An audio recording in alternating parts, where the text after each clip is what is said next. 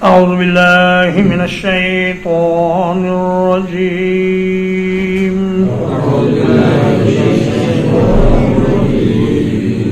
سيذكر من يخشى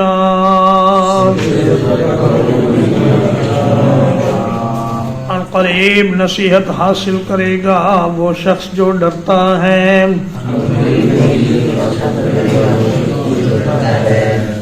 وَيَتَجَنَّبُهَا الْأَشْقَى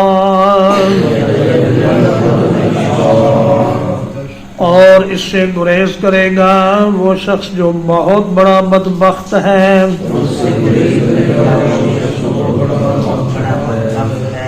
الذي يصلى النار الكبرى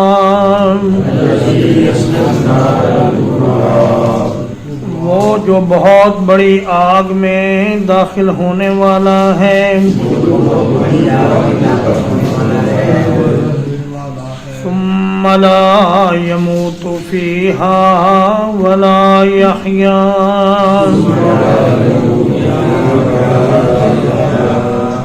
پھر وہ اس میں نہ مرے گا اور نہ زندہ رہے گا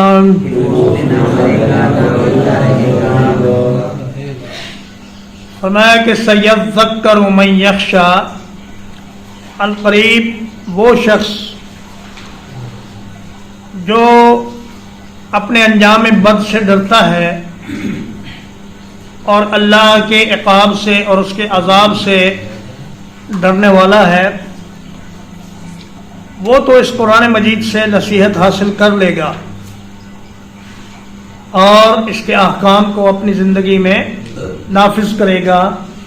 اور اللہ کے عذاب سے بچ جائے گا وَيَتَجَنَّبُهَا الْأَشْقَى اور وہ شخص جو بہت بڑا بدبخت ہے وہ اس قرآن سے دور بھاگے گا نہ تو اس قرآن مجید کو پڑھے گا نہ اس کی تفسیر سنے گا نہ اس کے معانی جاننے کی کوشش کرے گا اور نہ ہی اس پر عمل کرنے کی کوشش کرے گا نتیجہ کیا ہوگا کہ الذی یصلی النار الکبریٰ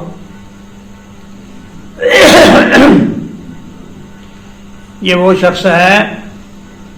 جو بہت بڑی آگ میں ڈالا جائے گا یہ آگ اتنی بڑی ہے کہ دنیا کی آگ سے 70 گنا زیادہ سخت ہے اور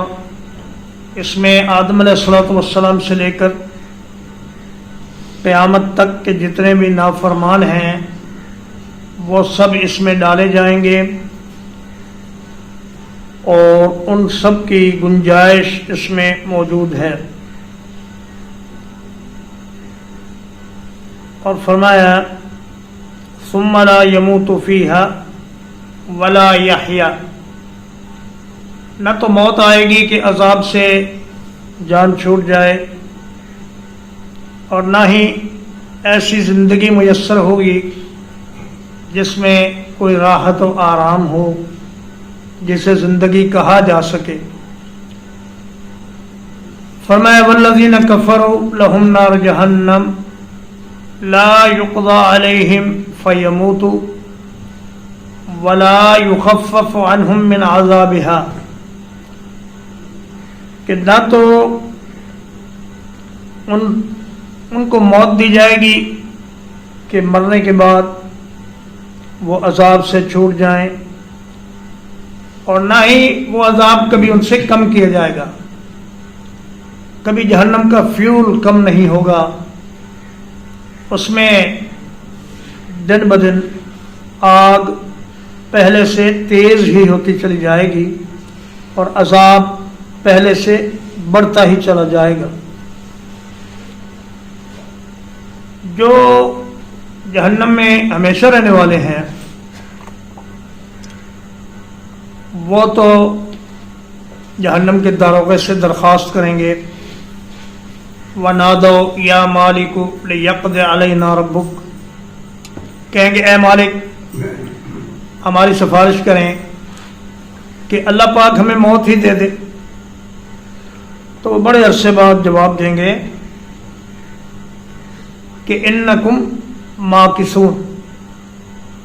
تمہارے لیے کوئی موت نہیں اور نہ ہی یہاں سے نکلنے کا کوئی راستہ ہے، تم اسی میں رہو گے اور ہمیشہ رہو گے۔ اور آج آپ کو ایک نئی بات بتلاتے ہیں جو آپ کو شاید اس سے پہلے معلوم نہ ہو، کہ جو ایمان والے جہنم میں ڈالے جائیں گے گناہوں کی سزا بھگتنے کے لیے، صحیح مسلم کی حدیث ہے کہ اللہ پاک ان کو ان کی سزا دینے کے بعد ان پر موت وارد کر دے گا، وہ مر جائیں گے اور کوئلے کی شکل میں جہنم میں کچھ عرصہ رہیں گے جتنا اللہ چاہے، پھر ان کو وہاں سے اس طرح نکالا جائے گا جیسے سامان کے ڈھیر باندھ کر لائے جاتے ہیں،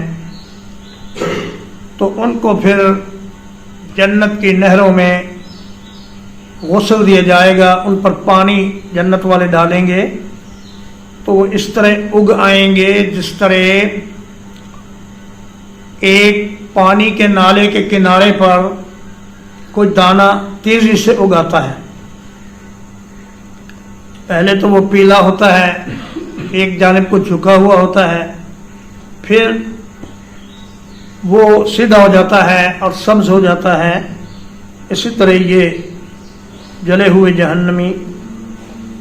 یہ زندہ ہو جائیں گے۔ قد افلح من تزکا،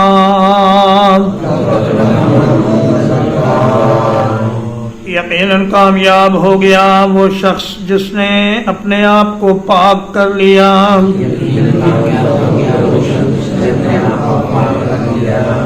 وَذَكَرَ اسْمَ رَبِّهِ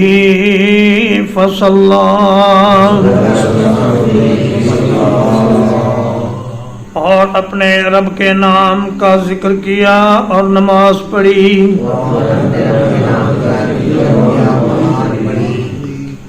بل تؤثرون الحیاۃ الدنیا، بلکہ تم دنیا کی زندگی کو ترجیح دیتے ہو۔ والآخرۃ خیر وابقی، حالانکہ آخرت بہت بہتر ہے اور ہمیشہ باقی رہنے والی ہے۔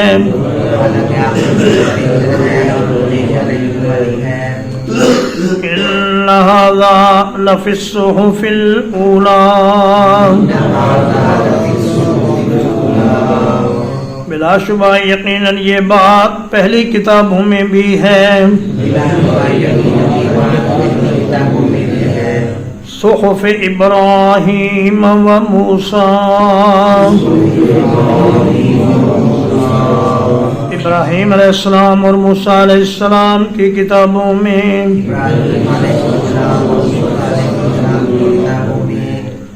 فرمایا قد افلح من تزکا، پاک ہونے کا مطلب یہ ہے کہ انسان ظاہری اور باطنی نجاستوں سے خود کو پاک رکھے،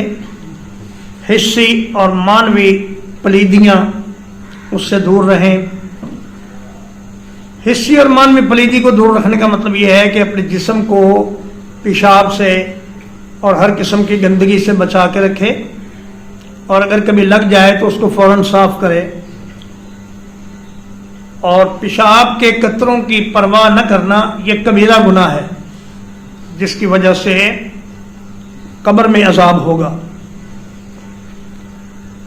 تو فرمایا کہ معنوی گندگی سے دور اس طرح رہے کہ اپنے عقائد صحیحہ اور اخلاق فاضلہ اور اعمال صالحہ کو اپنی زندگی میں اختیار کرے، عقیدہ بھی درست رکھے، لوگوں کے ساتھ اپنا اخلاق بھی اچھا رکھے، اور ہر قسم کی نیکی کرنے کی کوشش کرے۔ تو یہ آدمی وہ ہے جس نے خود کو پاک کر لیا۔ اور پاک کرنے میں زکوٰۃ دینا بھی شامل ہے۔ زکوٰۃ کو زکوٰۃ اس لیے کہا جاتا ہے کہ جب وہ 40واں حصہ مال میں سے نکال دیا جاتا ہے تو باقی مال اس کی ادائیگی سے پاک ہو جاتا ہے، ورنہ وہ باقی مال صاحب مال کے لیے حرام ہے اور اس کے لیے عذاب اور مصیبت کا باعث ہے۔ اور فرمایا وَذَكَرَ اسْمَ رَبِّهِ فَصَلَّى، اپنے رب کا نام یاد کرے اور نماز پڑھے۔ نماز سے پہلے اللہ کا ذکر ہے، یعنی تکبیر تحریمہ، اللہ اکبر کہہ کر ہی نماز میں آدمی داخل ہوتا ہے، اور اس سے بھی پہلے اذان کی صورت میں اللہ کا ذکر ہے، اور اذان اور نماز کے درمیان جو بھی دعا مانگی جائے اللہ پاک اس کو قبول فرماتے ہیں، اور ہر اذان